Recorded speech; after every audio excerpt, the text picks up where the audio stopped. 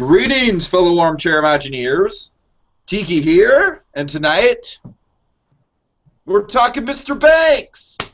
Yes, we're talking Mr. Banks. It is our show where we talk about all things Disney, and we're doing the second Creator Games Profile Show, the competition on WDWMagic.com. Go there for all your armchair Imagineering needs.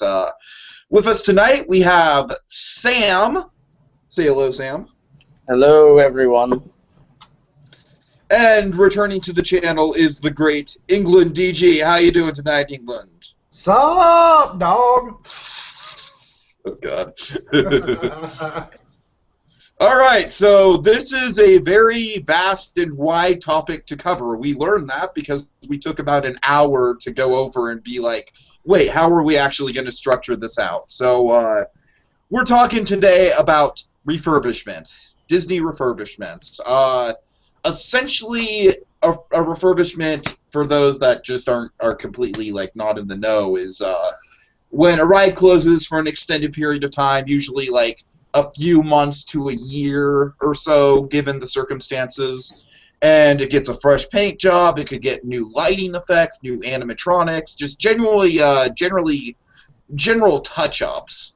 But what we're here to do is we're here to kind of chronologically, not chronologically necessarily, but we're here to go through some of the biggest refurbs that have happened in Disney parks, some of the ones that really it was the same attraction in spirit, but these additions really helped boost the attraction, really helped plus it. So we've got a long list of them to go over, so I think the appropriate first place to start would be the Haunted Mansion, because something big happened today, guys. Can you believe it? Yeah. Sam is so enthusiastic about it that he yawned. Sorry. Fox Ghost yawn. I find it fascinating, and the Hatbox Ghost is something that I've been really interested in. Now, of course, I represent more the Magic Kingdom side. I've only been to Disneyland once, but for a long time wasn't, and you can correct me, I think Tiki Hatbox was originally there, but they could never get him, and he was only there for like a couple days, and they could never get the effect to work, so they pulled him out. How did that go? Nobody really even knows exactly how long he was there. That's part of the myth of him.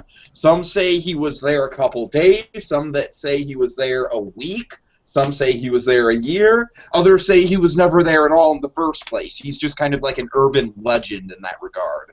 But the reason why they took him out is, yeah, because they couldn't get the effect to work properly.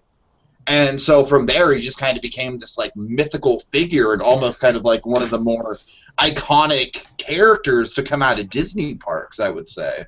And for those who don't know, fascinating considering how little he was actually in the attraction. Yeah, it's. I mean, for those who don't know, the Hatbox Ghost is a character that is supposedly was up in the bride's chambers in the attic. Oh yeah. And he had a hat box, which would be an old-style large box for top hats that they would store a hat in. And what would happen is his head would disappear off the top of the animatronic character as he waved around the hat box, and the head would appear in the hat box as you passed by. And that was the effect that they could never quite get to work correctly. At least that's the rumor. They had a lot of problems with timing, I think. Because all the individual Doom buggies were going by, and so they had a lot of problems with getting it to work just right at just the right time and then reset itself. Gotcha. So how did they get around it with this latest edition? Because I know that Disneyland fans are freaking out about it. They're loving it. Oh, yeah. Oh, my God. This is like... it is a big deal. It is very much a big deal. I watched the Adam the Woo video that he did, his daily vlog. And he actually was one of the first people inside the stretching room and probably one of the first 20 people to ride a Doom buggy when the Hatbox Ghost was first installed. So he's not banned from Disneyland? Yeah, Adam the Woo, he's a YouTuber, and he actually did a lot of Walt Disney World videos too, where he'd got him banned. What? He's banned from Disney World. Yeah, exactly. Because he would go backstage. Yeah. Right. But yeah, he was, he was doing the video, and like when they got into the attic, like if you listen to that video, you can just hear all the people just freaking out and genuinely screaming, and like it's a huge deal. And it's just like it's great. It's great for Disneyland fans everywhere because like for the longest time, the thing that would tease us and tease us and tease us is the fact that Haunted Mansion would always have kind of like an extended refurbishment every year after they took out all the Haunted Mansion holiday crap. And yes, I say crap very blatantly, but we won't get into that here. But every year when they took out Haunted Mansion Holiday, it'd be like we'd hear some rumor, some whispers of, oh, Hatbox Ghost is coming back, Hatbox Ghost is coming back. And now it's finally here, and I think the effect looks amazing. I can't wait to see it in person if I ever get back to a Disney park in my life. So, yeah, big thumbs up for me. So what do you guys think of it? I think it's a wonderful just piece of Disney culture in general. It's such a essential piece to the Disneyland fandom, and especially to the history and lore of the Haunted Mansion. So I think that it's great that Disney finally brought it back and put it in. So yeah, those are my thoughts on it. I don't really have that much beyond that. So I guess England. Yeah, the only thing I could relate it to as a Disney World fan that it would be even closely similar to is if they brought back Dreamfinder. Yeah, you're right. That yes. would be. Yeah, that's a good comparison. Yeah, you guys getting Hatbox is us getting Dreamfinder. And but even Dreamfinder was like a legitimate, like, big part of the attraction for a number of years, and everyone knew it. I mean, that is a good comparison, and people would freak out if Dreamfinder was back. But I'm saying the Hatbox Ghost basically was an urban legend. Right. There have been some pictures of it in the ride, but like you said, the debate has always been, was that before the ride opened or after the ride opened? And exactly, and how long, no one really does know exactly when they took it out. And that's just amazing. You'd think that Disney could have come out and said, or someone in Imagineering would have come out and said, okay, here are the dates that it was there or wasn't there. But I think the reason they don't do it is just to keep the mystery. I mean, yeah, they probably do know. True, because for all those years they would sell Hatbox Ghost merchandise, but no one. He wasn't in the ride. And what's amazing to me is that it's cross-generational. So, I mean, when the original ride opened, what was it, 67, I think?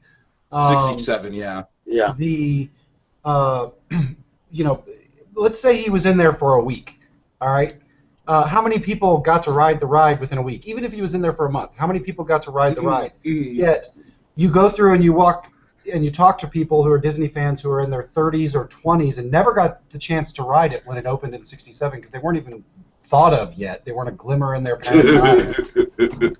They know who he is. They know who he is. They buy his merchandise. They buy his pens. They buy T-shirts with it. That is just, that is a cult status that I think pretty much unrivaled in anything Disney. Is it a possibility that the Hatbox Ghost was there for years and years and no one, I mean... No. I don't think it's a possibility because of all the reports that they had a really hard time getting the effect to work. Okay, so I think it was probably there for like a month or two at the very max. Okay. The Haunted Mansion blog the guy who runs that does a really good job of breaking it down, and the most he thinks it was there was like I think a week.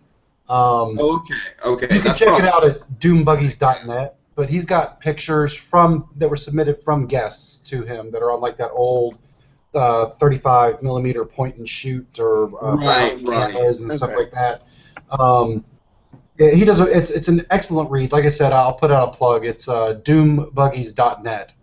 And if you're really curious about the history of it, he's got whole sections devoted to that, plus everything else. Disneyland Haunted Mansion. He doesn't talk about Haunted Mansion at Magic Kingdom much at all. Transition. What do you guys think of the latest Haunted Mansion refurb at WDW? Sam? I really like the interactive queue that they have now.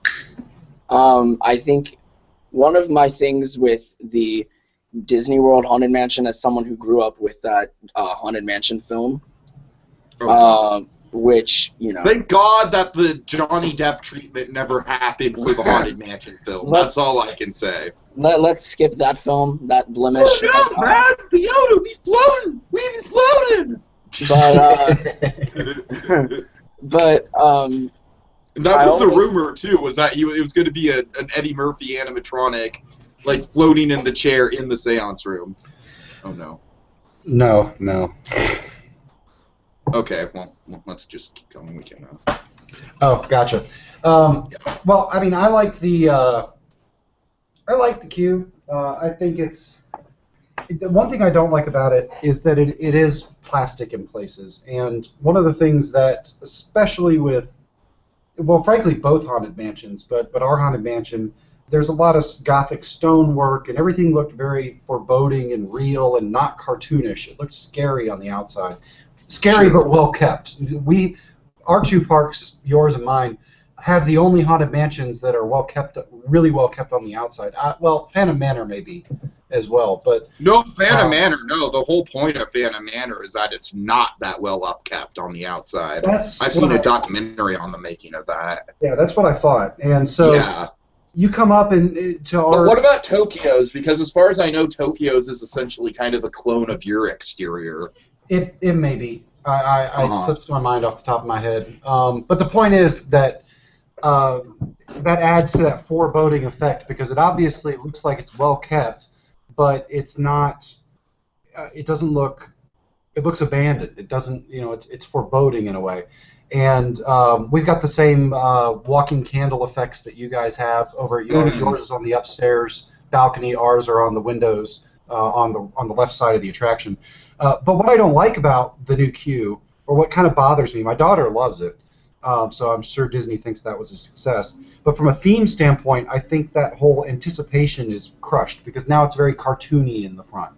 Yeah, I hear that. Yeah, go ahead.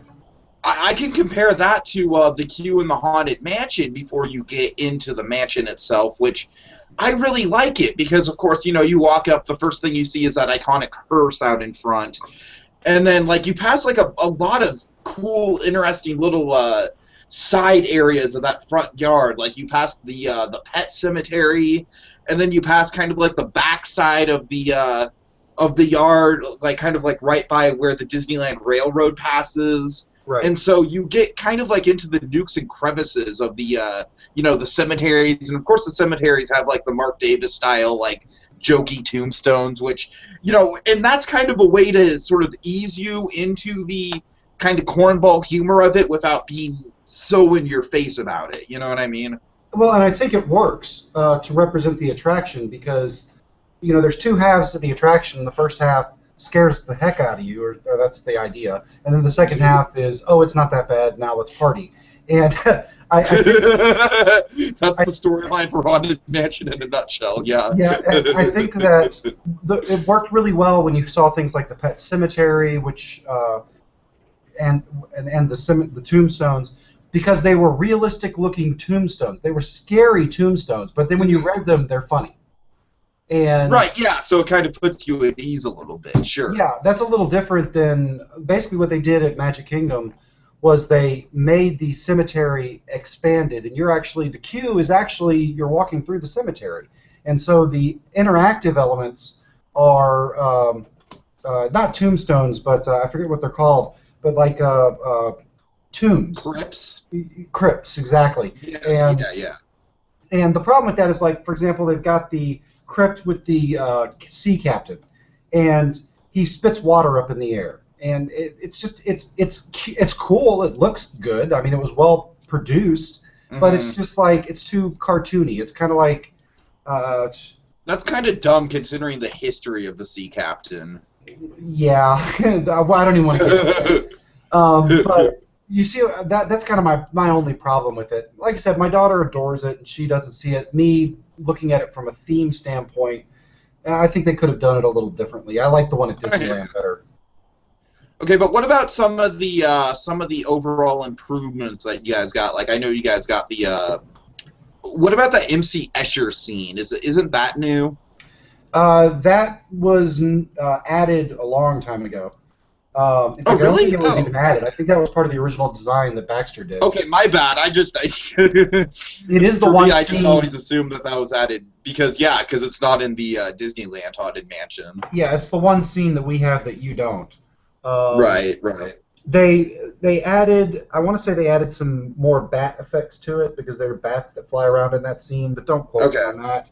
The interior upgrades that they did after the overhaul, and I wrote it immediately before and immediately after, were really good. Basically, all they did was they strengthened the appearance of things inside. So, like when you get to the ballroom scene, everything was much cleaner, and you could see the characters more clearly. They were still translucent, of course, but all the effects worked better than they did before. So I'd say it's a classic win of a refurb until you get to the very end.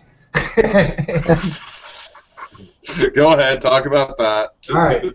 So they came out with this projection ghost that replaced the original. And if you guys haven't seen the setup for what the original was, basically it was a two-way mirror, and they had models of the hitchhiking ghosts, just their upper torso and head, that would circle around and follow the Doom buggies in sync. So that's how they would follow you down that hall, and they were basically on a big rotating bicycle chain behind that mirror. And that's still how I believe it's done at Disneyland, correct? I'm pretty sure it's been a while since I've been to Disneyland, so I'm not sure if they've updated it since then. But yeah, I'm pretty sure that's how it used to be done. Yeah. Yeah, I don't think you guys got the projection upgrade. So they went to computer-generated Hatbox Ghosts, and I can see, just a segue for a minute, I can see where they're kind of going with this, with Magic Band integration and things like that, all that immersive interaction that Stags... It's hard for me to even wrap my mind around that. Well, and like I said, this is another one that my kid loves and I don't. She thinks it's hilarious that they'll swap your heads, and they take a digital image of your head and they'll actually swap your head. So my kid's head will go over to me when you look at it in the mirror, and my head will go onto her body. That sounds really silly. It is silly, and she adores it. And there's a lot of fun gags. I can't really fault the people for the concept of it. But again, I think it takes away some of the timelessness, only because it stands out so much from the rest of the attraction. You've got all this classic illusion/design, all very practical, and then at the end you've got this digital projection that looks digital. And you can tell that it's digital, and to some people they don't notice it. Me, it kind of bothers me. That, and they kind of got the Hatbox designs a little bit wrong. In fact, I think they even changed our Hatbox Ghosts as part of that, but again, don't quote me on that one. So anyway, I'll stop rambling about it. But it's okay. It could have been worse. It's not as bad as things we'll get into with like Pirates later. But oh God. but it just doesn't do it for me. Again, my daughter loves it. My daughter's 10, so she thinks it's awesome. Okay, so we should probably move on. We just covered Haunted Mansion first just because of the Hatbox Ghost, but let's kind of go in sort of more of a geographical order right now. So let's talk the Tiki Room. Now, I can just say firsthand from a Disneyland standpoint, not much has changed. I do remember they added a kind of elaborate sign over the entrance when it used to be just kind of that Tiki sign that said Walt Disney's Tiki Room. And then the pre-show, they had they actually added a lot of cosmetic kind of just improvements to the pre-show overall. And in terms of the actual attraction, usually when they do a refurb, it's just kind of to upgrade the sound and the lighting and everything. But you guys are a different story, so get into it. Yeah, we went... Oh, go ahead. I think I'll take this moment to say I gotta go and do something. I'll be back on in a few minutes, but I gotta go. Okay, I'll go ahead and eject you, and you can just come back in. Okay. Okay. Thanks. I appreciate that. Yeah, of course. All right. Okay. Bye, guys. All right. All I have to say for us is Iago. So we got a refit that I will say... Iago that basically mocks Walt Disney directly. Oh, God. The under new management concept tied in with when they put the spinner ride in there, and they were trying to tie in IPs to attract people to Adventureland, and Aladdin is a big IP, and so they thought, this is great. We'll put Iago in there as Master of Ceremonies, and the jokes were corny. The show wasn't as bad as I'm possibly am making it sound. It really wasn't. But the thing I didn't like was that the jokes were mean-spirited to the original. Yes, mean-spirited to the original, mean-spirited to the concept of what the Tiki Room represents. Exactly. And that's an escape. And me, of course, my name is Tiki. I'm a diehard Tiki Room fan. So, yeah, you can imagine how much that got under my skin. Yeah, and for the longest time, I was just like, oh, God, please don't come to Disneyland. Please don't come to Disneyland. Please don't come to Disneyland. You got lucky. So, yeah, and so did we. So did we get lucky. But thankfully, there was a fire. And it gutted the reaction, the entire attraction. Wow. And so then when they rebuilt it, or when they redid the interior, they brought back the original Tiki. They did shorten it. I think yours is still longer. They did shorten it by a couple scenes. They shortened it. Okay. Do you guys have any of the Hawaiian war chant stuff? Some of that. It's what they did do that improved, I think, after they kept the pre-show in the queue, and then they also around the edge there were the talking statues, and right, yeah, those were dramatically improved. The articulation and animation on them were improved. So I think those probably are better than Disneyland's right now. I'd argue they are, but I still think your show as a whole is better. But that's only, I Tiki Room is like Country Bears. It's a different style of, attraction, and I think a good theme park needs that blend. It's where you get to go and you can chill out for 20 minutes, and you can literally just bring. I brought a turkey leg in there one time. It's awesome that you can just bring food in there. Not at Magic Kingdom. Well, we have you beat. That's another reason why the Tiki Room's better at Disneyland. Absolutely. Absolutely. I mean, when you can't bring a Dole Whip. It literally is like a dinner theater. You can just bring whatever the hell you want in there. And I think if they did that to Country Bears and to Tiki Room, I think those two attractions would increase in popularity. Only because it's a lot better than just sitting there on the side of the street eating your turkey leg. Go in. Exactly. Get your turkey leg, go in, watch Country Bears, get your Dole Whip, go in and watch Tiki Birds. And it feels just flat out incomplete to me when I go to the Tiki Room and I don't get a Dole Whip. It's just not the same experience. Yeah, the Dole Whip really completes the experience. And when I found out, for a long time, I was like, I wish you could do this. And I was talking to somebody who was a Disneyland fan, not an East Coast, and they were saying you can do that at Disneyland, and I'm like, are you serious? Are you serious? I'm so jealous. Oh god. Okay. Well, let's kind of transition over to the Jungle Cruise, which is an interesting situation.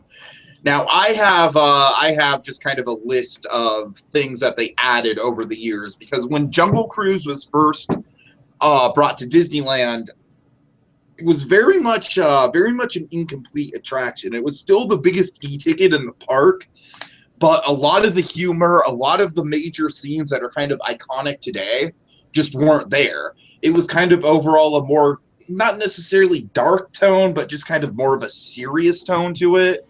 And then, so, let's see.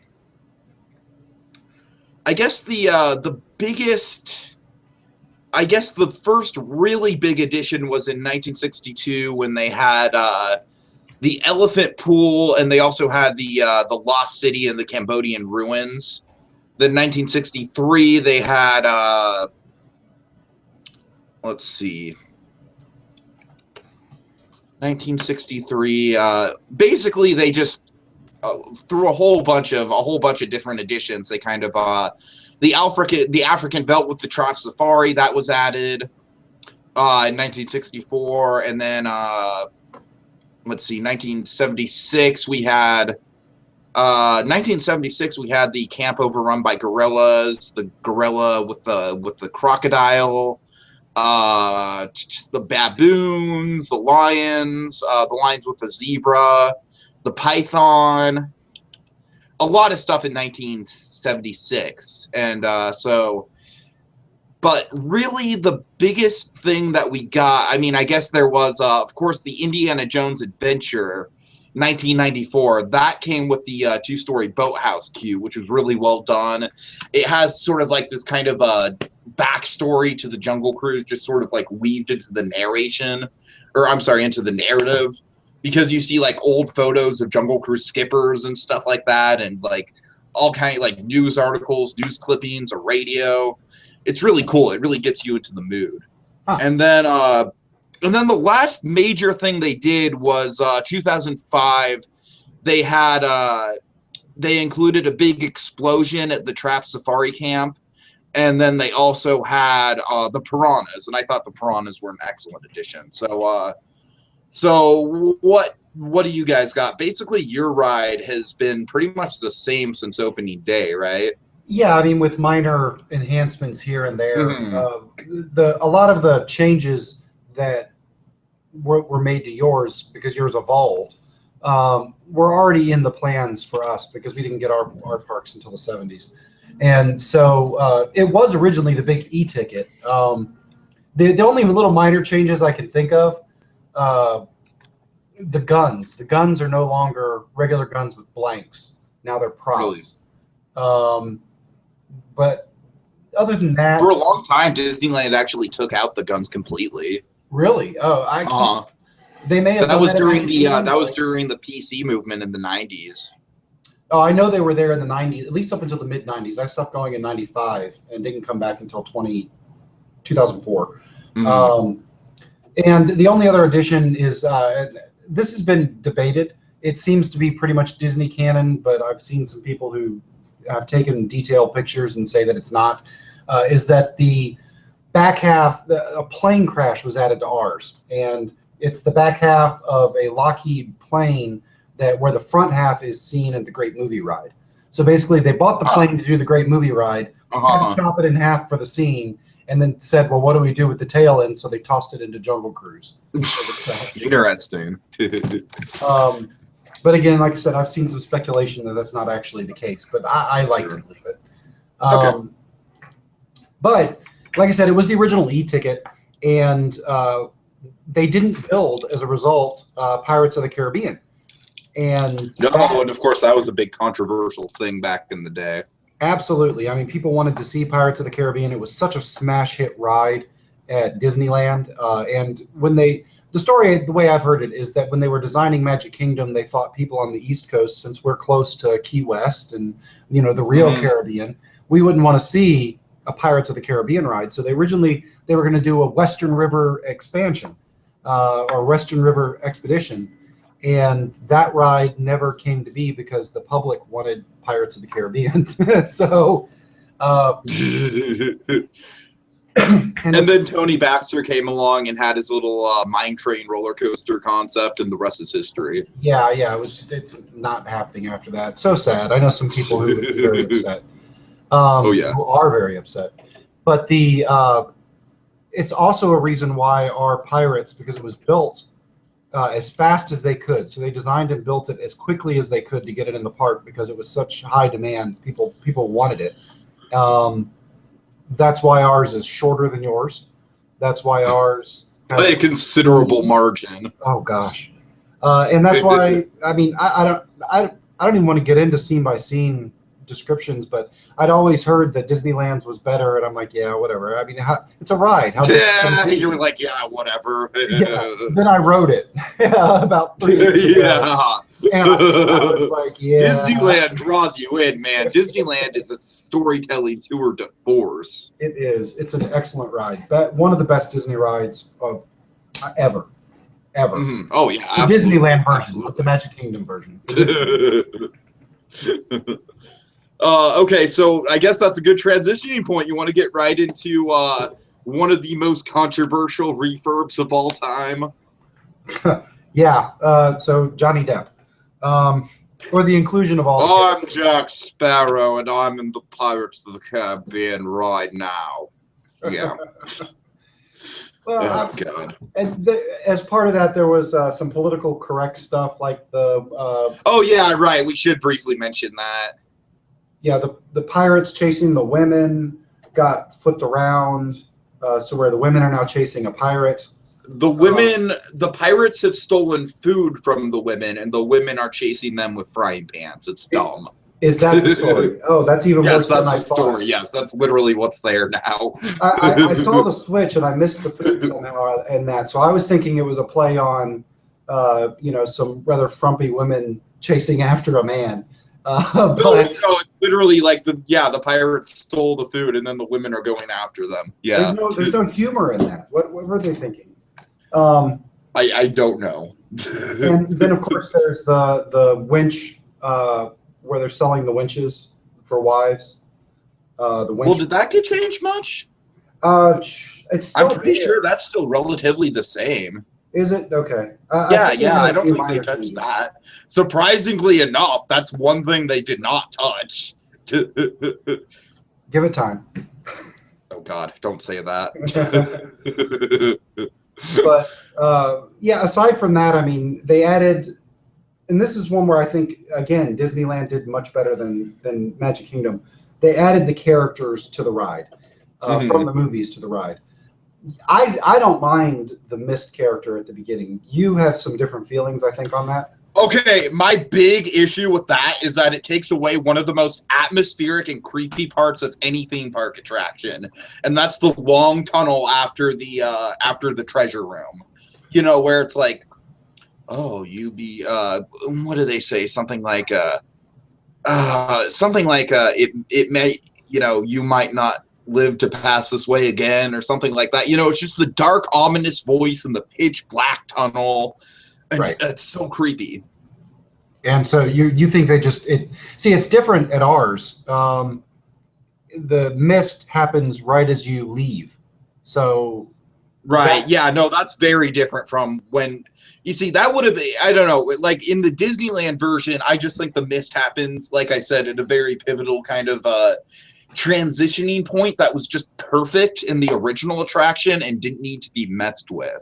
See, we only have one drop in ours. Yours has two. And the Mist happens right before the first drop. And because of where it's situated in the park, that first drop, just like yours, is to get over the berm. Sure. Get under the berm. Right. And it kind of fits because it's really the opening scene for ours. Now, the equivalent would be if they replaced the talking pirate at yours. Exactly. Yeah. So, I think it would have worked better just in the Dead Man's Grotto segment. Like, just stick Davy Jones in a waterfall because that area already has a lot of waterfalls anyways. So just stick a projection waterfall, and I don't think it would even look out of place there. Because to me, it's like, it's obvious that it's a projection. It's not even that good of an effect. And the music is super loud. The soundtrack's super loud. And you can see it coming. Like, you can see the boat pass through it ahead of you. So the whole thing just doesn't work for me. It really doesn't. I can see that. What do you think about Barbarossa and all that being added to the fort scene? The fort attack. I'm fine with Barbossa, but that's just because I'm biased and I think Barbossa's awesome. So I'm fine with him. Yeah, I didn't mind it much at all. When we got our refurb, they improved the effects. The effects in ours were really... Oh, no, absolutely. With ours, too. The cannon effects were just incredible. The way they pumped it up, like, with the water blasts and stuff like that, when the cannonballs would hit. And then we get into Where's Waldo, Jack Sparrow edition. Thank you.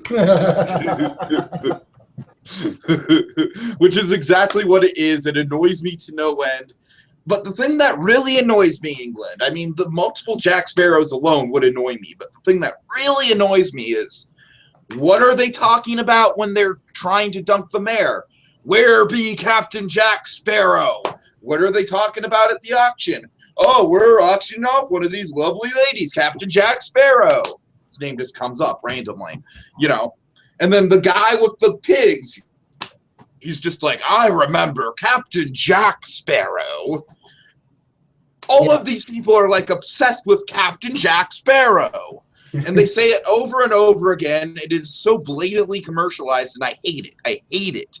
It ruins the storyline of the cursed treasure, because throughout the whole attraction, originally every pirate was connected to that treasure. Now every pirate is connected to Sparrow, and that treasure is just a phony baloney nothing. I think I'm kind of raged out. But I think you make good points. So here's a question, a hypothetical. What if they had kept the original plot and the original script for the most part and just added the animatronic? Do you think the clash of the animatronic takes away from I think the animatronic is fine. It works fine for Barbossa. I just, like I said, my big problem is with the soundtrack, there's so many mentions of Jack Sparrow that all those pirates just come off like carnival barkers. Jack Sparrow, get your Captain Jack Sparrow. So that's the analogy I always use. Yeah, I think it's apt. And I think at Disneyland, it doesn't hurt as much as it does at Magic Kingdom, only because our ride is shorter. So we get... So it's like Jack Sparrow, Jack Sparrow, Jack Sparrow. Exactly. You at least get you get transitional scenes. So it's right. We get it thrown in our face every turn. And oh God. But otherwise I don't mind them in the final scene. I think, and again I think Disneyland's version lasted better. It really destroyed any story, because there wasn't much at Magic Kingdom to begin with. It was just a series of experiences. And once they threw that in there, it's like you said, the ride is a cliche plug for the movie. Exactly. And it needs to go. They need to classic Coke that stuff immediately. I agree. That's a great analogy. Classic to new Coke. It needs to be the opposite, because, I mean, I think it spits in the eye of the fact that we had an attraction that was so impressive that it made a string of movies that made a lot of money. And now you're going to say, okay, well, the movies are better than the attraction that inspired it. I have no problem with Jack Sparrow being in the attraction, because I do think from a generational perspective, there is a generation that grew up with the movies before they knew the attraction existed. So I get why he's there. I just think it's annoying that it's shoved down our faces so much. Well, and I think that they're doing that because of that generation, and I think it's just some faulty thinking. Because Disney is cross-generational, there's a line they have to walk between shoving reboot properties or new properties into things and keeping some of the original charm. And I think if they'd done that just by including the character, put him in the end scene. I don't mind, Where's Waldo, Jack Sparrow. Put him in some of the other scenes. I mind it. I mind it. It's a gimmick. But don't mention him. That's my point. Don't mention him. Yeah, exactly. So keep the original plot. The pirates aren't looking for Jack Sparrow, but you know what? And you know what I would have preferred? The kid thinks that's awesome. That sort of thing. Not. I would have preferred, instead of just like Jack Sparrow everywhere, I would have preferred if they would have just have a Will Turner animatronic somewhere, have a Pintel and Rigetti animatronic somewhere. You know what I mean? Like, mix in the characters a little more instead of just like this one big character that's like basically the brand of Pirates of the Caribbean. I hadn't thought about it that way, but you're absolutely right. If they'd done that and then just put Jack Sparrow at the end. Exactly. That would have worked perfectly, because you would have had this nice integration, and then the big, like you said, Jack Sparrow's the brand, if you will. He's the character everybody knows and loves, right at the end. And then now you leave him with a punch right at the end of the ride. Like, hey, you saw Jack Sparrow. Now go see him in Adventureland at the meet and greet. Okay, so we should probably transition on to, let's see. Well, I don't really want to talk too much about Tom Sawyer Island, just because I think it's ridiculous and they just need to bring it back, and not much has to be said about it. I guess really quickly we can do just what do you think of the projection mapping effects in general that have been happening at Disneyland? I guess the three big ones to cover are Indiana Jones with the Chamber of Destiny right at the beginning, how there's crazy effects with the face of Mara and stuff like that. And then Big Thunder Mountain with the what's in Big Thunder Mountain that's projection mapped? They've got the cave scene. Yeah, right, exactly.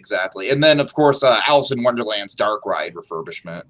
What do you think about just the technique in general? I think it's incredibly impressive. Mine Train in particular, or not Mine Train, but Big Thunder. I can't say Mine Train is Big Thunder anymore because now there is a Mine Train. Big Thunder is incredibly impressive. I mean, I watched a video of it right after they released because I've been to Disneyland since they did it. They were doing it when I was at Disneyland, actually. And I just saw that and I was like, wow. I hope that comes to the East Coast. They're not doing much like that for us right now. The real only projection tech we see, they use it a little bit in Festival of Fantasy, I think. They use it, which is the parade. Of course, there's the Castle projection show, and then they use it in Mine Train. And I haven't seen it up front in Mine Train, but it's a very limited use in Mine Train. It's for the dwarf faces. So I'm going to kind of reserve judgment on that until I see it in person. On video, it doesn't look that great, but I think when it's dark and it's real lighting, not trying to watch. Oh yeah, sure. And I mean, like the best Disney effects, I really feel like you do kind of have to be there in person to experience them. Yeah, but what they're doing, especially like I said, especially what I saw from Big Thunder was just impressive. Our Big Thunder, we got a queue. that was our. You want to talk about that really quick? Same sort of thing that I had to say about Haunted Mansion. I mean, it's an okay queue. But something about touch screens. Again, the kid likes it. But touch screens in a frontier environment. Yeah, that doesn't really sit well with me. It doesn't work, and I get why they're doing it, but the games in the interactive queue at Winnie the Pooh work because they're themed like something you'd see in the Winnie the Pooh universe. And same with Space Mountain. They've got video games that you can play at our Space Mountain in the queue.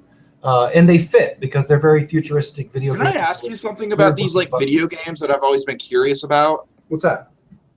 Like when the line moves, I would assume that you wouldn't get much time to actually physically play the game if the line's moving, right?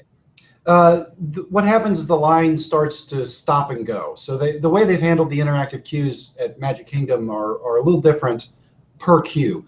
So like what happens at Space Mountain is the game lasts, I think, 15 seconds or maybe it's 20 seconds. It's not very long.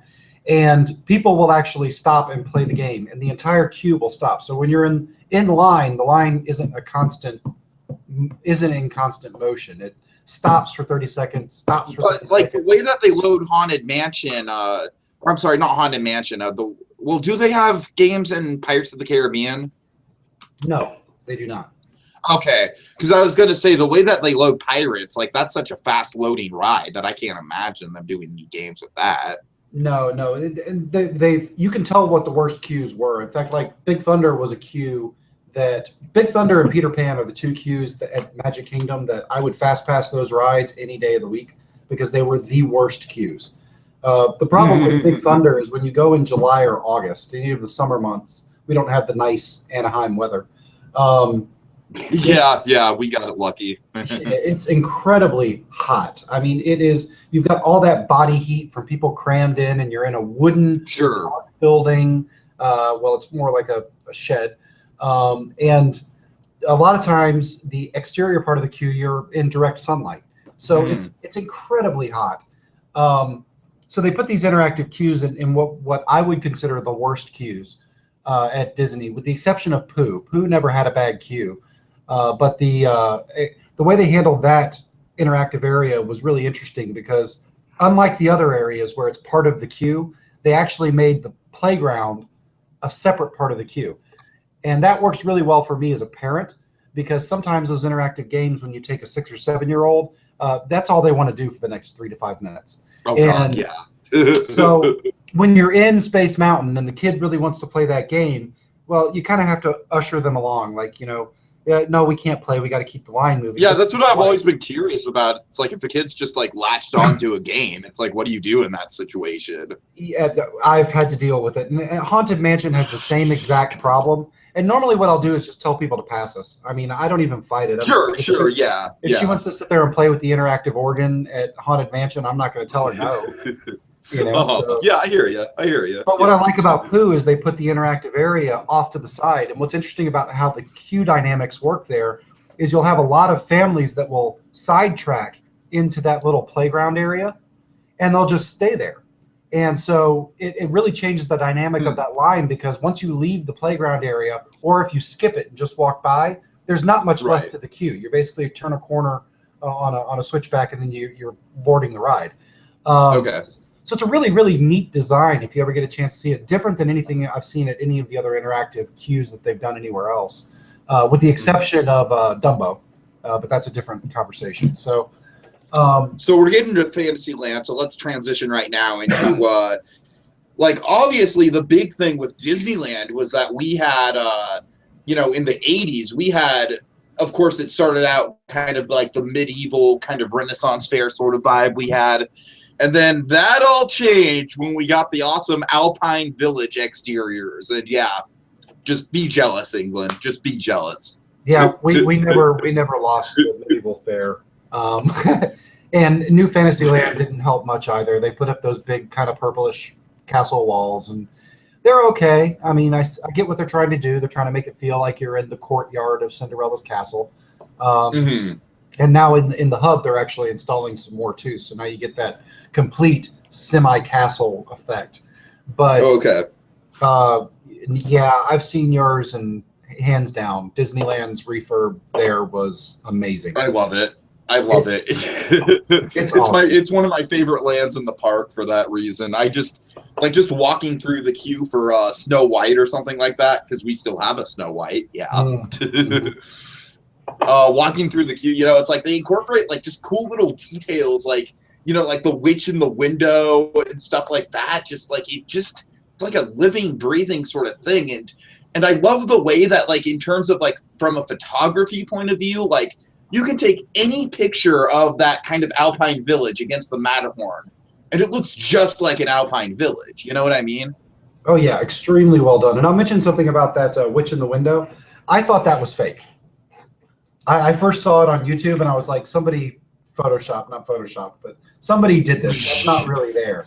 And when I found out it really the funny thing about that is that was it was a prominent shot in the old Disneyland Fun sing-along song video.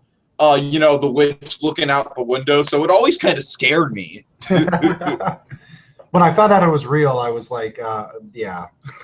Now I'm even more jealous. Like, that is so cool. Yeah, I mean, we've got some wooden buildings. They're limited, but it's nothing like that. That's one where Disney just 2 thumbs up. It's kind of like the DCA overhauls that they've done. 2 thumbs up. They really knocked it out of the park.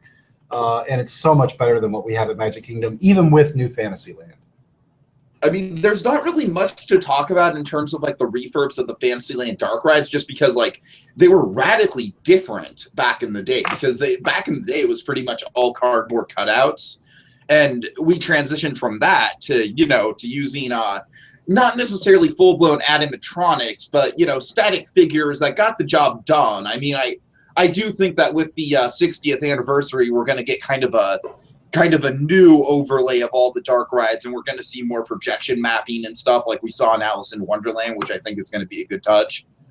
But yeah, it's like the dark rides in general, just huge improvement. Of course, Mad Tea Party moved. Mad Tea Party was where Dumbo was, and that moved over to near Alice in Wonderland, and that kind of got I believe both of the flat rides, Mad Tea Party and Dumbo, both got completely replaced with just like different flat rides, that just looked better, but did essentially the same thing. Do you want to talk about Small World? Yeah, I was going to say, there's one refurb that I think we got. Well, we both got refurbs. Ours was really just a cleanup They cleaned it up. They fixed the animatronics, etc. But to yours, they brought something that I think we got the better end of the stick on. We have no characters. I don't necessarily, like, I'm not a big fan of the characters, but I don't think it's horrible like some people do. I'm just kind of like, yeah, whatever. Because to me, it still fits with the spirit of the attraction, because I like how the characters represent, like, they're in geographically accurate places where they would be, and I like that element of it. I think it does kind of give a little bit more motivation for little kids to go on the ride, whereas it might be seen as like more of like kind of like a jokey sort of like, oh, Small World's like a really bad sort of boring ride. The one thing I can say that I really hated that they tore out in the Disneyland when they put in the characters was they tore out the Mary Blair rainforest sequence, which I just know. That was a beautiful segment, and it was replaced by like an American farmland segment, and it just looked like clip art. Huh. That's basically what it looked like. What? We still have our rainforest. Lucky. I love the rainforest. Well, that's all right. Okay. You guys have the better facade, so. Sam did want you guys to talk about Barnstormer, so do you want to bring that up really quick? Not much to say on that. It was my kid's first roller coaster, so there's some trivia Nice. for you. Basically they moved it, they rethemed it. The retheme was good. There's not much else to say about it. They just moved it and rethemed it. The ride experience is about the same. The queue's slightly better. It's an easier queue. You know, it's got more coverage, which in Florida is a big deal because it's hot in the summers. So it's got more shade and things like that. But there's not much else to say about it. Not really. All right, I guess really quickly with Disneyland, I mean, we've basically the Toonhounds have been getting like lack of refurbishments, because it's like Goofy's Bounce House went from a really cool sort of like kind of unique take on a jump house concept to it's a meet and greet now, yeah, with no bounce house stuff at all. And Chippendales Treehouse, I mean, do you know about Chippendales Treehouse? No. You don't know about Chippendales? Okay. You're going to laugh at how pathetic this is. So our version of Chippendales Treehouse, hold on to your hats because it's just freaking epic. So you walk up to it, you see, Chippendales Treehouse right on the sign. You walk in. There's a spiral staircase, but before the spiral staircase, you see, oh, it's a dresser, and it's like an acorn dresser with a framed picture of Chippendale. How neat. And then you walk up the staircase, and then you're on like the porch of the treehouse, okay. And then you walk downstairs, and that's it. Jeez, I'm not kidding you. That's the entire attraction. The Sleeping Beauty walkthrough sounds more impressive than that. I actually really want to go to the Sleeping Beauty walkthrough because they opened it like since I was there last. No, absolutely. The Sleepy Beauty walkthrough is more impressive than that. Oh my God, it is pathetic. I'll toss in. It's the one thing I can comment on Disneyland about because I did do it. I was incredibly impressed, and I heard that they upgraded it. The effects. The walkthrough is just that. It's a walkthrough. It's Sleeping Beauty Castle, but they use these 3D and projection and lighting tricks and. Oh yeah, they did a really good job with it for sure. It is incredible. I could spend 15 minutes doing that walkthrough, and what I love about it is that a lot of people don't want to do. They just walk through it. So it's the type of thing where you can just really take your time with, and that kind of very. And Disneyland needs more stuff like that, especially considering like the ridiculous crowd control problems that Disneyland's been experiencing. Well, like they need more attractions to just siphon off people. Disney World has the same problem, and I think, and since a lot of Imagineering... Yeah, but Disneyland has the AP problem that you guys don't necessarily have.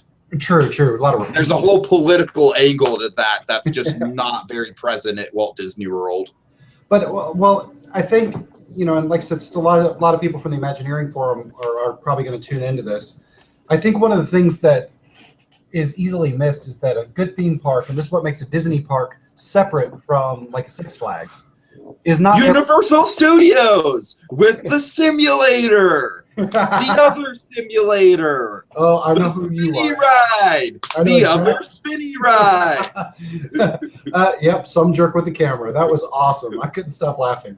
But he's right. He's absolutely right. And it's these little things. I mean, when I take my granddad to Disney World, and he's in his late 60s, he doesn't care about, you know, Star Tours or the latest e-ticket high thrill ride. He can't go on Space Mountain. Tiki Room and the walkthrough at Sleeping Beauty and these slower attractions, those are good additions, and that they're, again, what to me is the Disney difference, is the inclusion of those little things. I think it's part of what's missing from New Fantasyland is they've got all these little nods, but they're missing that thing that ties it all together. So anyway, there's my 2-cent rant on that. Sorry. Okay, no, it's fine. Let's go through Tomorrowland quickly. There's 2 big ones I want to cover. Let's start with just kind of from an interesting historical perspective really quickly. So the People Mover, you know, of course, it opened with the new Tomorrowland in the 60s. And then do you want to go over, like, the Super Speed Tunnel and then the Roll Through Tron? Those are all you. Go ahead, talk about it. Yep. Fine. You. I never grew up with them, never saw them. Super Speed Tunnel was it was essentially just kind of like they had this effect where they like projected screens like around the vehicle, so it looked like you know, it looked like you were kind of going through, I mean, it, you know, kind of self-explanatory, kind of just a super speed tunnel. And then the People Mover through the world of Tron, I guess really quickly, it's just kind of funny how in the last years of operation, that was what the attraction was officially called, like on park maps and everything, was the People Mover through the world of Tron. And what it was essentially you went through the second story of the carousel building, which at that point was just abandoned because it was kind of in between America Sings and Interventions. And you would just experience essentially a light cycle race based on the technology of projecting like these big screens onto the walls. So it was neat, I guess. I just think it's kind of funny how they kept rebranding the People Mover over the years. But let's talk about the big one. Let's talk about Space Mountain. Yeah, our Space Mountain really hasn't gotten much, but Disneyland's has over the years. You guys got a big one, what, about 15 years ago or 10 years ago? We got a big one in 2005 for the 50th. Oh, yeah, so 10 years ago. Wow. Yeah, all right. Yeah. I definitely have firsthand experiences with that one. I don't think a refurb was ever as hyped up as that one was. I just remember it was closed for like a good 3 years. I'm pretty sure it was closed for 2 to 3 years. So that was like a long stretch of time to go without Space Mountain. You know what I mean? Absolutely. So I think it closed in 2002, if I'm not mistaken, and then it reopened in 2005. And so, yeah, so you could just imagine the buzz around it from the fan community. You know, like people were just like going insane, wondering what they were going to do. And now I don't really know firsthand what the original Space Mountain was like, per se. I mean, I could look up videos of it, but obviously since it's like so in the dark, it's hard for me to really tell what was changed and what was added. All I know is that I went there for my birthday. I spent 2 hours waiting in line. And after I got out, it was the most damn satisfactory 2-hour waiting in line experience I've ever had. I thought it was like amazing. It blew my mind. Just the vast star field that they were able to project in that whole room. And just how it all came together, the music, the effects, the sensory stuff, it really inspired me. And the thing I remember most about it, though, and you're going to love this, I remember that when you got, when you finally, after that 2-hour wait, got to the boarding area, and it was just euphoric because you knew you were like 5 to 10 minutes away from actually getting on the thing. Without fail, every car that would come back into the station would come back just cheering and hollering and applauding, and it was ridiculous. You know what I mean? It was kind of like the Hatbox goes. You know, it's like people were just going nuts for it. Yeah, I can see that. Now, you guys you wrote it before the refurb as well, right? No, I didn't. No, I was just saying I don't really know what it was like before the refurb. Gotcha. Because I'd be curious. What I can do is I can contrast ours to yours. Your ride, like you said, everything you mentioned, the effects are better. The queue, frankly, is better. Though the video games we have, which was one of our refurbs, would be a nice addition. But the ride itself is so much smoother and more enjoyable than, not saying Magic Kingdoms is bad, but again, it's one of those. There are a few rides that I'll sit there and I'll say all day long, Disneyland has better, and Space Mountain is one of them. Jokers has always said that Magic Kingdoms is better just because of the dual tracks. The dual tracks is nice, but the ride experience is not as good, I don't think. I mean, it's a very rough ride. It feels like you're riding a much older roller coaster. It feels like, I imagine it would essentially feel like kind of like a Wild Mouse almost. Yeah, it does. It like does a have, Wild Mouse in the dark. It does have that feeling, and it's not bad, but there's certain things on it that aren't as obvious as they used to be, and I hope if we get a future refurb, they'll bring them back. The nose cone used to glow. The nose cone and the sides used to glow a lot more than they do now. So part of that effect isn't as impressive as it used to be, because it used to be you would be in the dark and you'd see these streaks of light, which were actually the other cars. Oh, wow, that's cool. And you don't, it's still there, but the fluorescent, the paint that they use, the glow-in-the-dark paint, is not as impactful as it used to be. So I'm hoping that they, next refurb, they bring that back, maybe replace it with some LED lighting effects, using an LED mesh or something could be interesting. Sure. Welcome back, Sam. That's all I can say there. Hello. I kind of had to hack into this and use one of my other accounts because apparently I'm blocked from this video chat on my other account. So I have shoot, that's probably my own doing, because when I removed you, I probably accidentally blocked you. I'm sorry. I'll fix that. Yeah, I'm sorry for jumping in late. No, don't worry about it. It's all good. It's all good. So we're over on Space Mountain right now. You got anything to add? We just finished up. Actually, my first ride on Space Mountain was actually the one at Disneyland when they did the refurbishment. So that was my first experience. You the year that they did the refurbishment? I wrote it the year when the refurbishment was finished. So 2005? Yes. No, 2006. 2006. No, it was finished in 2005 because they had it open for the 50th. No, I mean, like, I wrote it after it was finished in 2006. Oh, okay. Gotcha. Sorry, I should have clarified that. No. But no, it was wonderful. Were people still cheering after the cars came back from the station? Because they were totally doing that when I was riding it. Not from what I can remember. I think mine just had a bunch of average, normal. All right, because that was like a vivid memory for me. I waited, like I was just telling England, I waited like 2 hours in line for it on my birthday, and then when we got to the when we got to the spaceport, the boarding area, like literally every car that would come back in was just like, yeah, woo, woo. And that was just so awesome. I mean, you can't imagine how pumped I was after that. I remember that when I eventually got to ride it at Disney World, that everyone in my car, we all started cheering and clapping afterwards, because mine had a bunch of new people that had never been before. That's always fun. And they loved it. But yeah, I think that I like the Disneyland version a lot more than the one at Disney World. Because the one at Disney World, having that debate. The one at Disney World for me seems it's just a bit slow for me.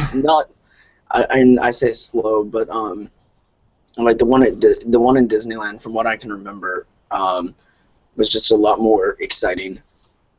Maybe that was just because it was my first time. No, I think it goes back to what I was saying about it being smoother. It is a newer roller coaster. Yeah. Because when they went in 2005, they replaced all the tracks. Yeah, but I think that feeling of speed is a combination that they do really well with. A combination of lighting effects and how smooth the ride is. You don't. And also the air conditioning effects too. That really adds a lot. Exactly, and it's that feeling. you know, it's that combined feeling. Whereas, you know, like Tiki had said right before you rejoined, when at Space Mountain at Magic Kingdom is good, but it feels like it's a Mad Mouse inside of a dark room, and that is exactly what it feels like. Is it a good ride? Absolutely, it's a good ride. Could it be? Is it better than Disneyland? No, it's not. No. So, you're enjoying this, Tiki, right? All the Disneyland is better stuff. Oh yeah, it's great. It's great. Our Haunted Mansion is better than yours, though. Yeah, I won't argue with that. I think a Disney YouTuber who does things for Mice Chat. I know that her name's Sarah. I don't know if she has a last name. Snitch. Sarah Snitch. Sarah Snitch. I loved how she put it. She put it that because Disneyland is smaller, they have to really keep the best attractions in Disneyland. Mm-hmm. Whereas with Disney World, there's a bit more space.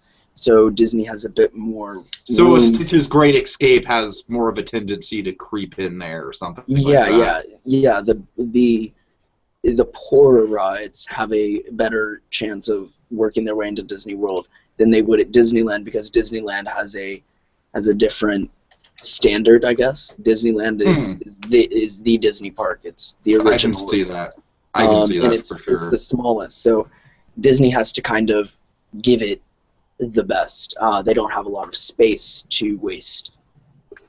Well, that's they've had their stinkers. Yeah, they have.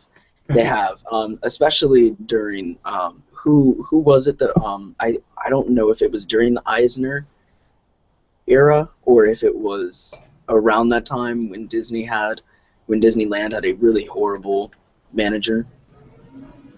Oh, Paul Pressler, I think you're thinking of. Mm-hmm. When was he? I think he was a manager during all the ridiculous political correct stuff in the 90s. Okay. Yeah. It was Eisner era, late 90s, early 2000s. Okay. And all the parks suffered from that. I mean, all of them worldwide. Mm-hmm. And we can just leave it because that's a whole different conversation. Sorry to bring that up. No. It's a good trivia tip point. So what's next? I think we covered Space Mountain. Yeah, I think we covered all at Disneyland. Let's get into, really quickly, let's get into some of the other ones throughout Walt Disney World. Do you guys want to get into some stuff from Epcot? I guess we'll start with Mexico, since I'm thinking Journey will take a bit of time. I'm just going to leave you guys to just, talk about Journey on your own. I mean, I have nothing to input with that. Okay, so I guess I'll start with Mexico. For me personally, for those of you who aren't familiar with Epcot or not familiar with Disney World, Mexico is the first pavilion on the left-hand side of World Showcase Lagoon, and I would say that it's probably one of the simplest in terms of structure. It's one of the simplest of the World Showcase pavilions, because as far as I can remember, it's only one large building shaped in the form of a Mayan pyramid. Inside, however, it's very open. They have some cultural exhibits showing off some cultural artifacts from Mexico. They have a restaurant that is kind of themed to look like would you call it a cityscape? Kind of like a market. Like a marketplace, sort of. Or of a big kind of square, public square, and there is a little ride that goes through the restaurant area that is themed. Originally, I believe it was just themed to showcase Mexico, but then in the 90s or 80s, they rethemed it to the Three Caballeros. And made it kind of put Donald Duck and some other cartoon characters in it. I'll chime in a little bit here. So the previous attraction was El Rio del Tiempo. And it was basically, which translates if you don't speak any Spanish, and I speak very limited Spanish, like taco and burrito, and Cinco de Mayo. But El Rio de Tiempo is the River of Time. And it opened with the pavilion. It was one of the first rides at Epcot. It was an opening day ride. And it didn't close until 2007. That's when they did the refurb to bring in the Three Caballeros. And now it's called the Grand Fiesta Tour. The interior of the pavilion, I think, is one of the best, and that's only because there's air conditioning. Air conditioning is a premium when it comes to Florida. I'm dead serious, and it's something that when they designed Epcot, I think they took into account, because a lot of these pavilions, there's not much to do outside of inside the pavilion. So I think they learned where they tried to take an Anaheim Castle Park and plop it in the humid summers of Florida. They said, okay, well, that's not really the best way to do a theme park in Florida. Let's do more where people can wait indoors. A lot of the queues are indoors and things like that. But it's great. But the actual ride, like I said, in 2007 was when they did that overhaul. And I don't mind it. A lot of people don't like it at all. But I think the inclusion of the characters is actually decent. It was well done. It's unlike, you know... I mean, it wasn't that great of a ride to begin with. Not really. It was something to do. And there's not a lot of rides at World Showcase to begin with. That's the problem. Yeah, and I think adding in the characters, it isn't as if Disney's adding in a different franchise. Disney was adding in an original Disney character. Not saying that Cinderella and the rest of them aren't original, but you know, it was adding in a classic character in the form of Donald. And I love Three Caballeros. I absolutely love Three Caballeros. I think that thing is one of the most like lovably bizarre pieces of animation in the Disney canon. I would agree with that. As the nostalgia critic puts it, Donald Duck literally spends the last third of the movie trying to get laid. And that is a very, very accurate description. Oh wow! But from what I can remember, after the refurbishment, I mean, like England said, it's definitely one of the more tasteful versions of Disney putting characters into attractions, and I think it was well done. But yeah. Well, the one thing is the Three Caballeros, and it came out of a goodwill tour, I think, that Disney was doing. Yeah. The federal government tour. Yeah, the U.S. government asked him to do it to South America, and Walt basically did it because it's like there was like the strike going on at the time, and he basically did it just to get out of the country. Yeah, I've heard that same exact thing, and it's got a really, if you've never watched it, you should, and it's got a very interesting history behind it. But of the Three Caballeros, only one of them is Mexican. And that's Panchito Pistoles, the rooster. And but he's the only one who's Mexican. So, you know, I've heard that the others are, you know, the other one's Brazilian. Jose is Brazilian, and then of course Donald Duck is an American.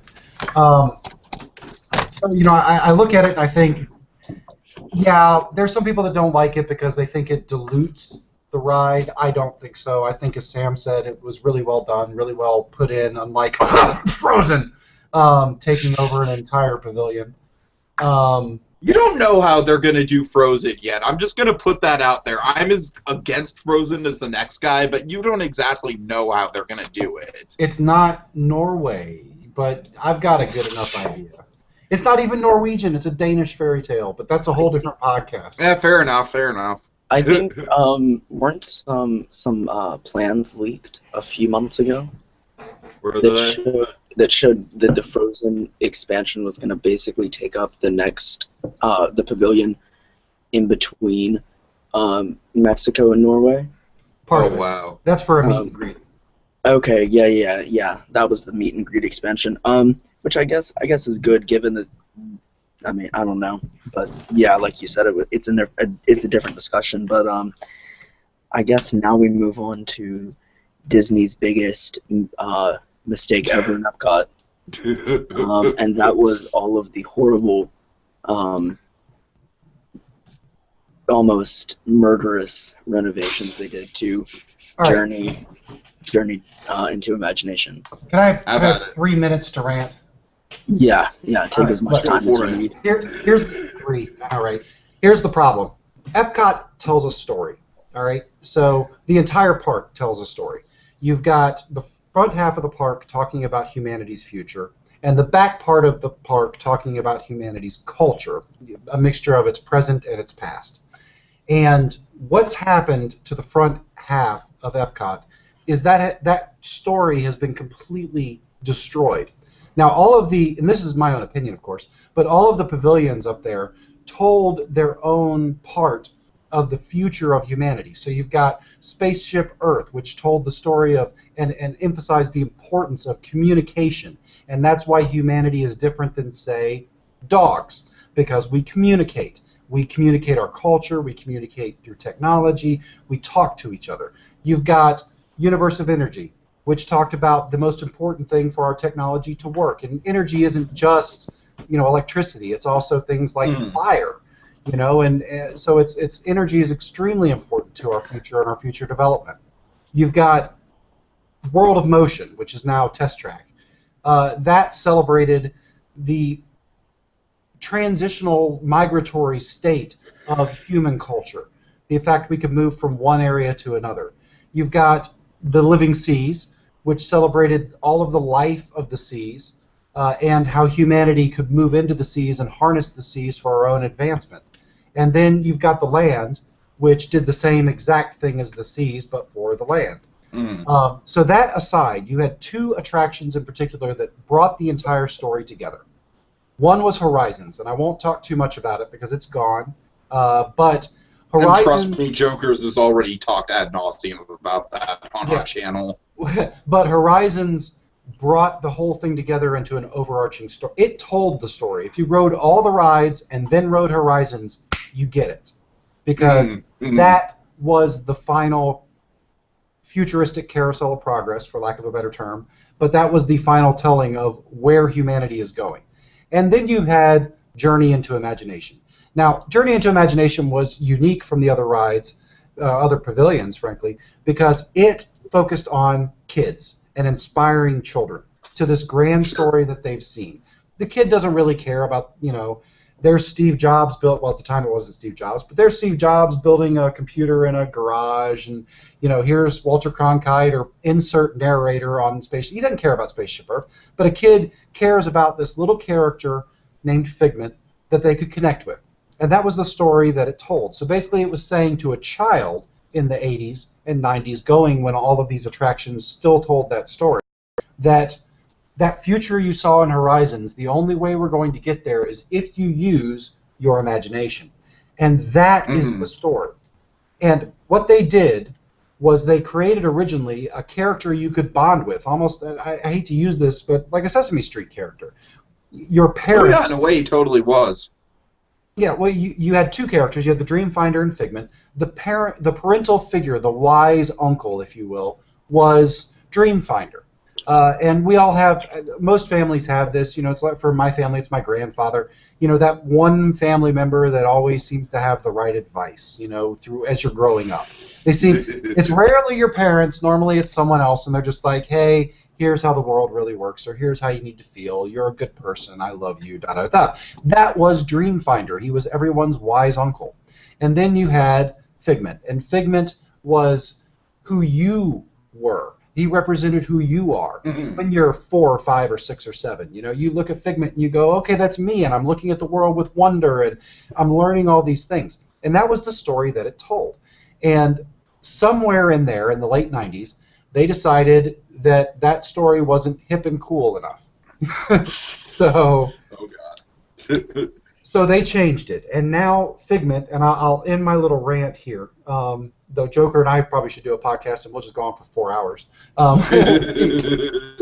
They changed Figment into more of a contemporary cartoon character, and for that they were aiming to what was popular at the time. What was popular with afternoon and Saturday morning cartoons at the time?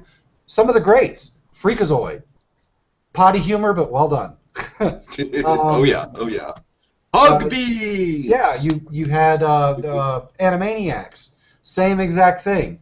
I mean, you've got an entire episode, or not entire, but an entire section of Animaniacs where basically you've got Wacko burping to classical music.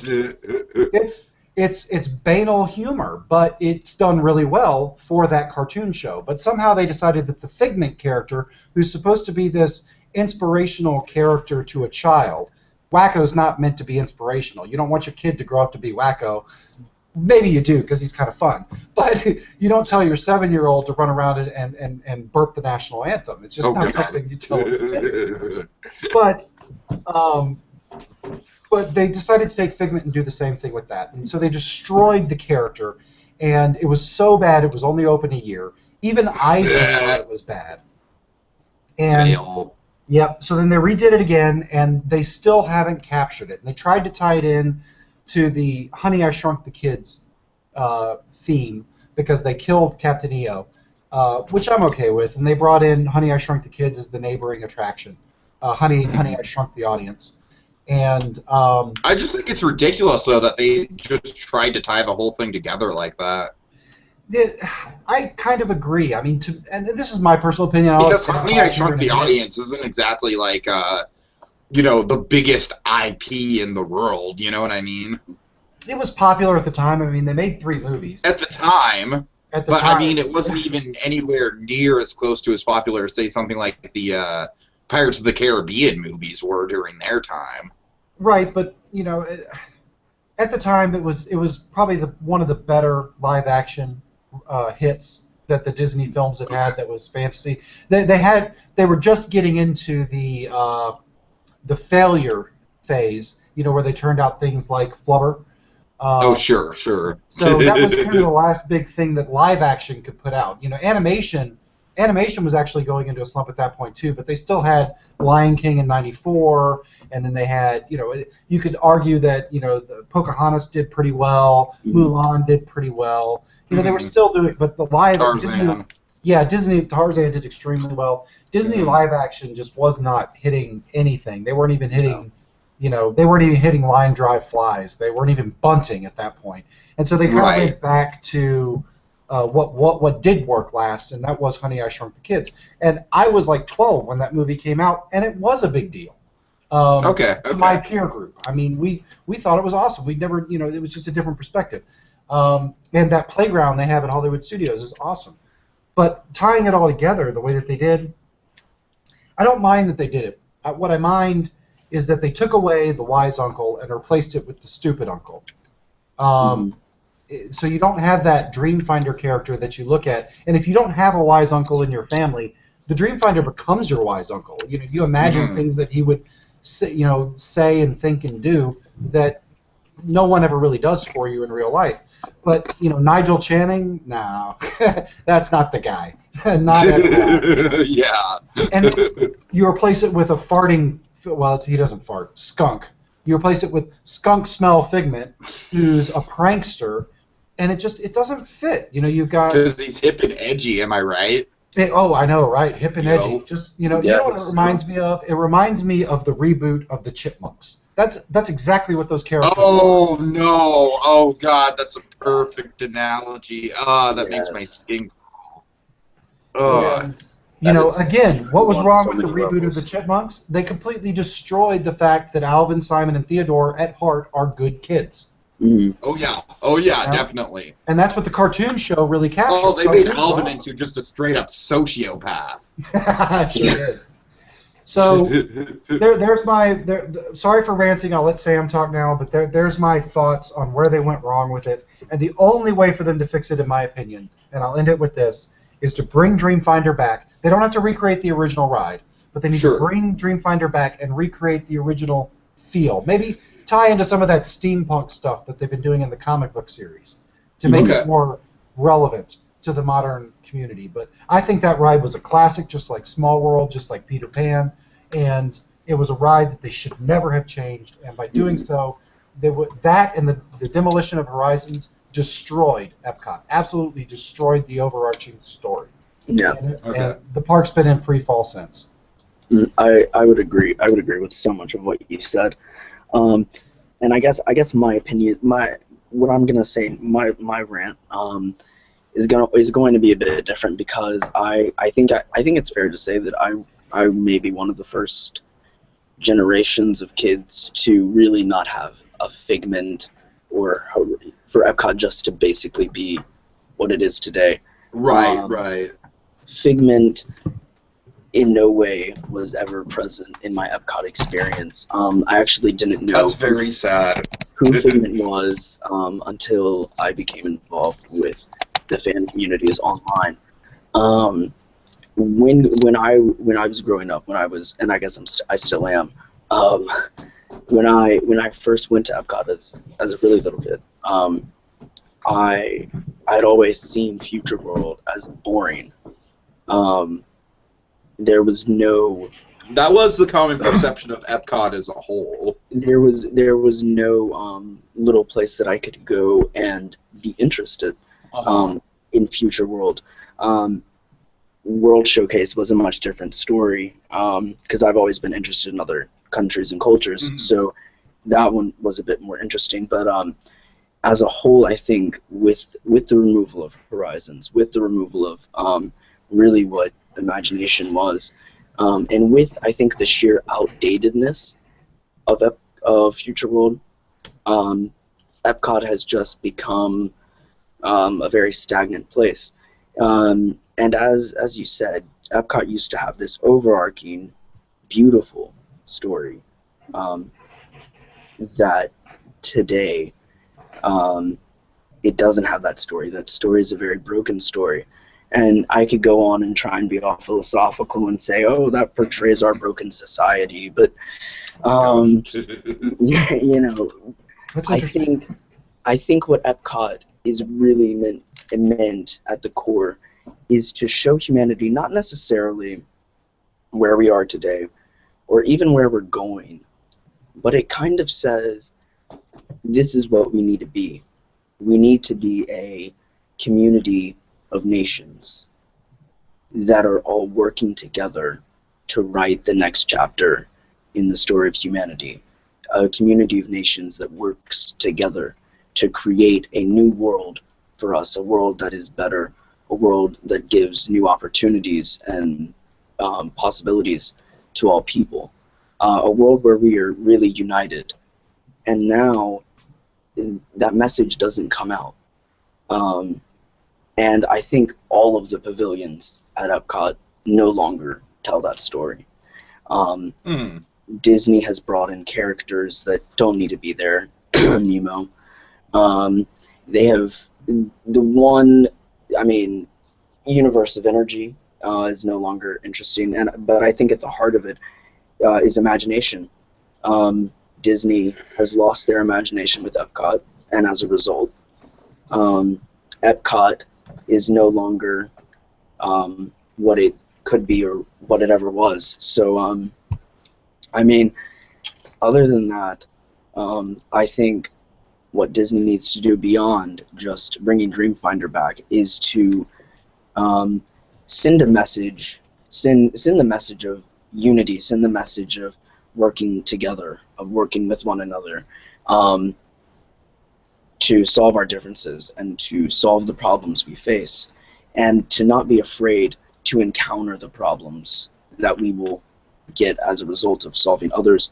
And I think one good way to maybe fix imagination would be to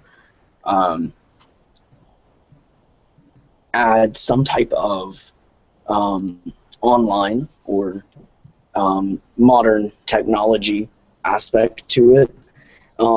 Maybe showing the world or showing kids how the online community, how the internet has opened up a new world of. That's actually not a bad idea. I actually really like that idea because, yeah, you're right. The internet really has kind of like it's like a new frontier for creative people.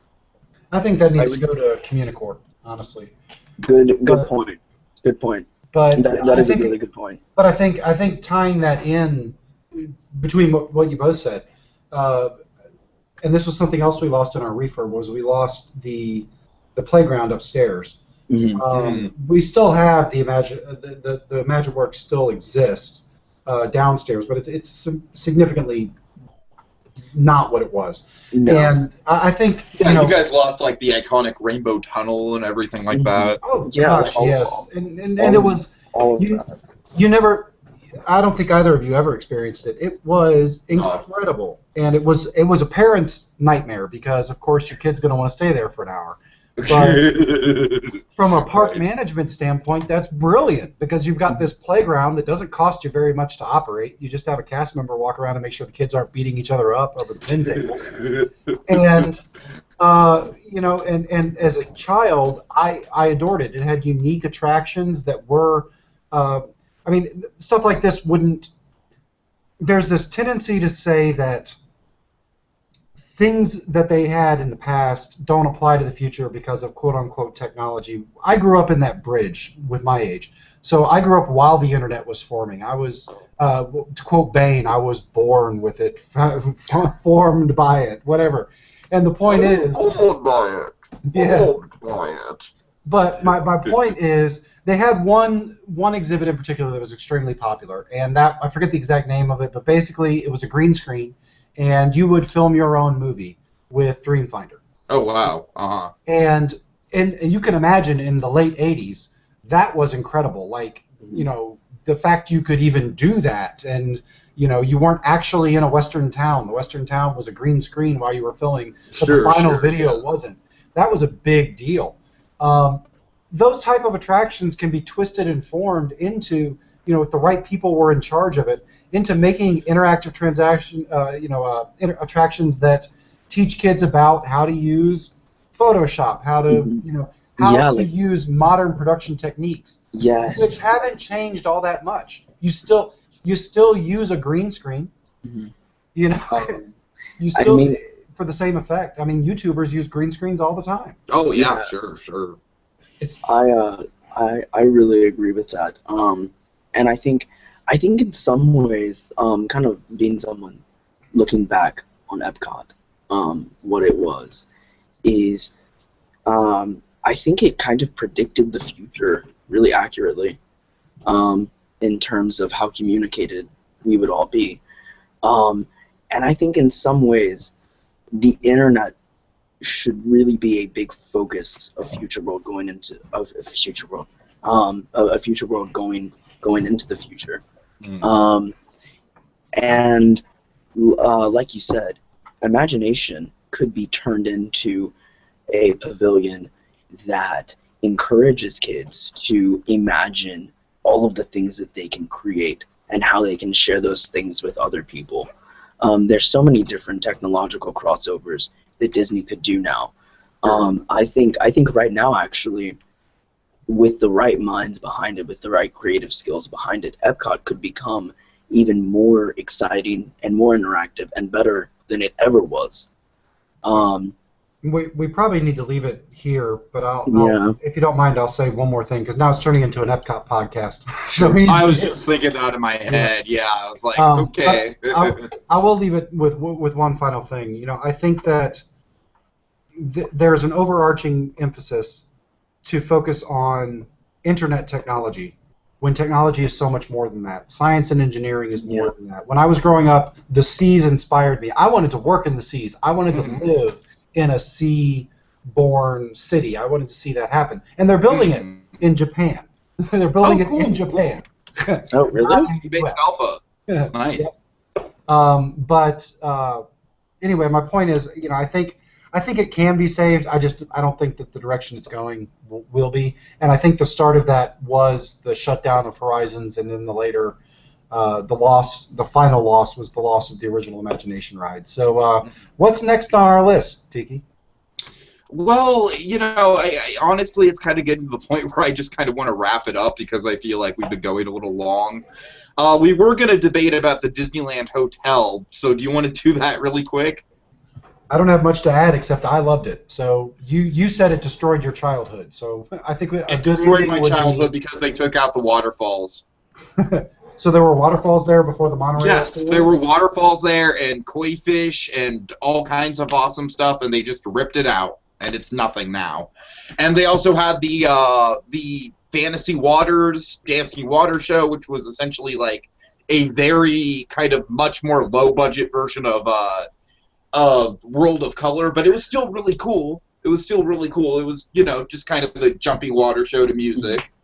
And then they had, now how's the pool, England? I guess I want to ask you about this, because I know the pool, like they rethemed it to like the monorail and stuff like that, but I remember in my childhood, and of course this wasn't the original Disneyland Hotel pool, this was also, you know, something that they went back and redid, but in my childhood I had the Neverland pool, and I loved the crap out of the Neverland pool, because that had, it had kind of like this cool sort of back trail where, you know, there was a sense of adventure to it. It had like all kinds of foliage all around it. You know, you had Captain Hook's pirate ship. You had Skull Rock. There was a, you know, there was a water slide that went down Skull Rock, which was really cool. Mm-hmm. The hot tub was like very well themed to the Mermaid Lagoon. It was all, you know, it was all really well laid out. So how do they do it now? How does it stack up? Well, I'm looking at a picture of the Neverland pool, and honestly, it hasn't changed much.